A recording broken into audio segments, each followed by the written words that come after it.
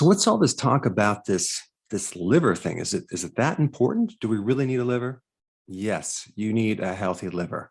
And the problem is the majority of the population has a fatty liver. And a lot of people don't even know that they have fat in the liver until they get an ultrasound or they get a CAT scan, and then they're shocked. So I think it's number one important to understand about the liver and the importances, as well as how to get the fat out of the liver. There's a great simple thing that you can do, which I'm going to talk about. And there's also a drink that you can make every day to reduce fat on your liver, and with some pretty good science behind it. And I'm going to put those links down below with each of the ingredient that I'm going to talk about. The first thing I want to mention about the liver is that people don't realize that bile is made by the liver. They think it's made by the gallbladder. No, the gallbladder is just a sac that holds the bile. But I want to talk about the importance of bile for a second, because the liver makes the bile. And the more you understand about what bile does, you'll appreciate the liver much, much more. Now, bile is a detergent that helps you break down fat. But exactly what does that mean, break down fat? Let's say, for example, this is some fat, okay? And this is traveling through the stomach. You just ate some fat, and it's going to be now going down into the small intestine. So the stomach will kind of break it down to a certain level, but then we need help from the gallbladder releasing bile to act on this big clump of fat, right? So the problem is that bile needs help to break this thing down, and it uses help from the pancreas. There's an enzyme in the pancreas called lipase, okay? Lipid meaning fat, ACE meaning enzyme. The problem is that in order for lipase to do its job, it needs the bile's help.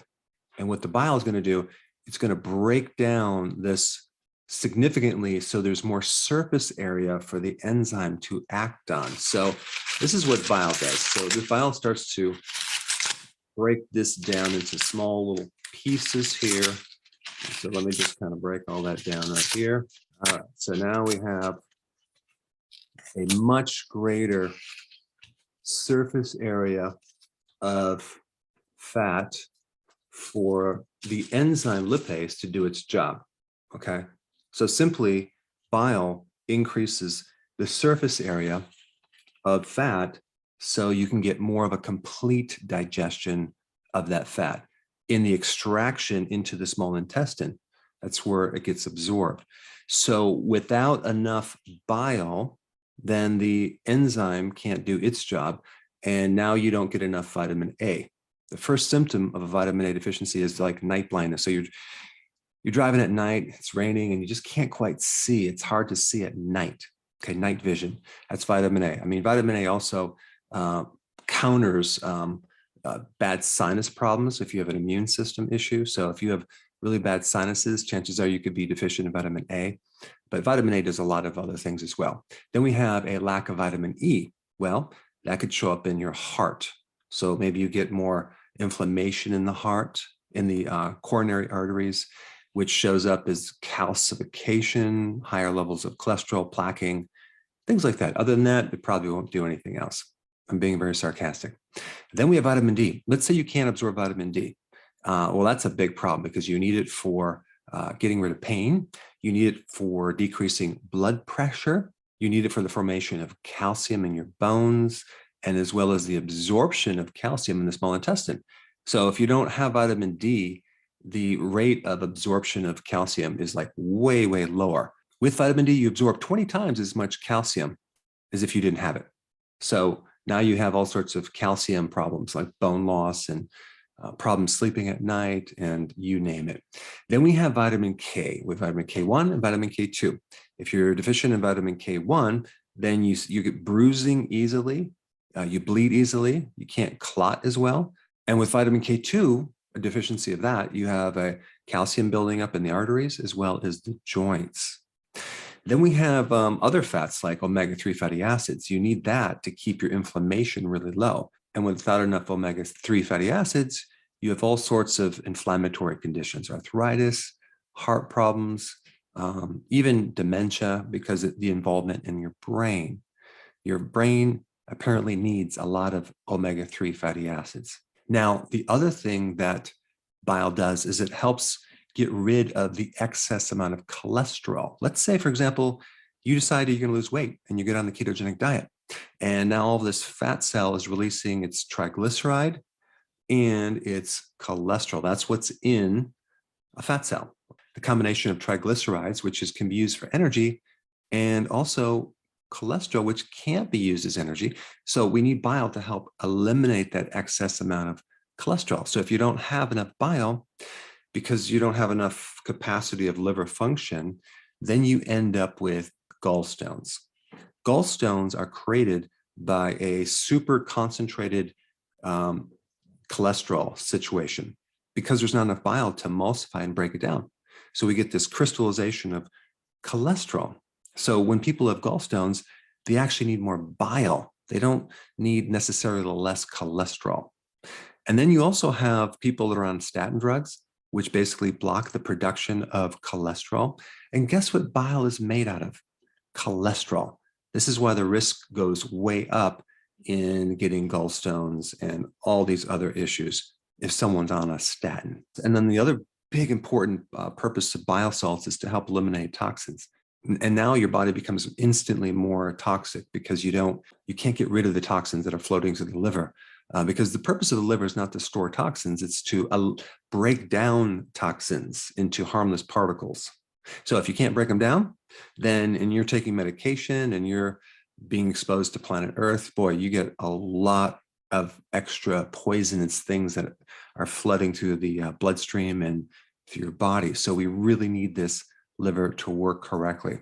Another symptom of a fatty liver is that you start getting a heavier liver. It becomes enlarged, and that pressure doesn't fit in the cavity anymore on the right side. So it backs up and it puts pressure into the right side of your neck up to here to the shoulder. So you get shoulder pain. You get a lot of tension in your right trap, and that can create a fullness underneath the right rib cage is one of the symptoms. And, people say, well, I need to flush out my gallbladder. Well, you need to get rid of the fat in the liver. It's a little bit different than flushing out anything, which I'm going to explain. The other important part about the liver is its conversion function from T4 to T3, your thyroid. Without a good liver, you can't convert the thyroid hormones. So you might have hormones there, but they're not activated because they can't be converted. 80% of all the active form of T3, the thyroid hormone, works through the liver. So without that liver fully functioning, maybe you get 70 or 60 or 50% of it being converted. And here you are wondering, why do I have a thyroid problem? There's no reason to have a thyroid problem. The problem is not the thyroid, it's your liver, it's the conversions, okay? Very important.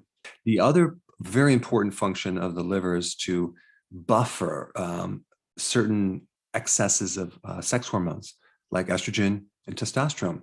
It's not good to have too much testosterone or too much estrogen. And so without the liver working right, you cannot form the proteins to buffer those hormones. And so then we have issues like polycystic ovarian syndrome in women, which is too much androgen. And we also have too much estrogen in even men. They start getting all sorts of problems with breast tissue and low testosterone, and the list goes on and on and on. Now, because I talked a bit more on bile, I do want to mention some other symptoms to try to identify if you have low bile. Okay, number one, do you have an intolerance to digesting fat? When you eat fat, do you find that you get more bloating? That would be an indication that you need more bile. Do you find that your stool is light colored, like pale, or even gray? Or does it float? Or does it leave skid marks? That could mean that you're low in bile. Do you find that after you eat, you're just not satisfied? Well, maybe because you're not extracting the fats to be absorbed to then tell the brain like, okay, I'm done eating. That could be a sign that you need more bile. If you have nausea or you have indigestion or bloating, those can be signs. Bloating, burping, belching are classic signs of low bile as well. All right, so now that you have some basics on the liver and the importance of bile, bile is really important into keeping the fat out of the liver. So anything you can do to increase bile reserves is going to help you get rid of a fatty liver. So some people even take purified bile salts, and I did put a link down below for more information on that. But today I want to talk about a really simple shake you can make too to help reduce fat on your liver. Now, I just want to let you know that being on the ketogenic diet, as well as doing intermittent fasting together, can reduce the fat on your liver by 50% in just 14 days. If you haven't seen that video, I put that down below.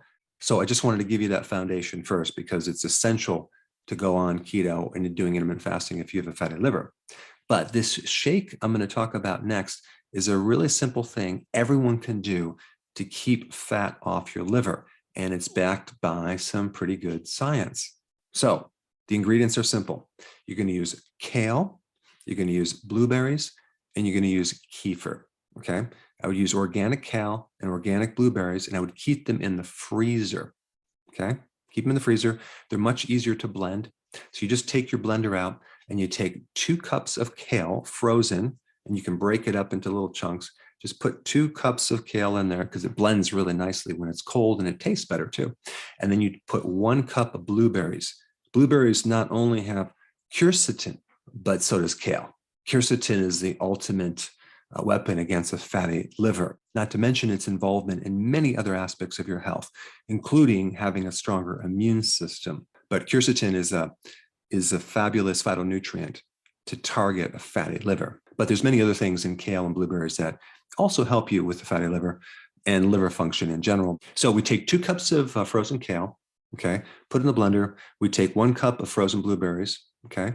We put a cup of water, and we also put 1 cup of plain whole fat kefir, okay. Don't get the flavored kind, don't get the sweetened kind. Get the organic if possible, grass-fed if possible, whole milk, plain kefir. That's going to give you the probiotics that you need to reduce fat on your liver. So we have the water, the kefir, the kale, and the blueberries. And then you're going to simply blend this up for a couple minutes, okay? And blend it up really nicely, and then chug it down. It tastes really good, and it's extremely effective in reducing fat on your liver. And do that every single day in combination with a healthy keto diet, as well as intermittent fasting. Now, if you haven't seen my video on how to reduce a fatty liver within 14 days, I put it right here. Check it out.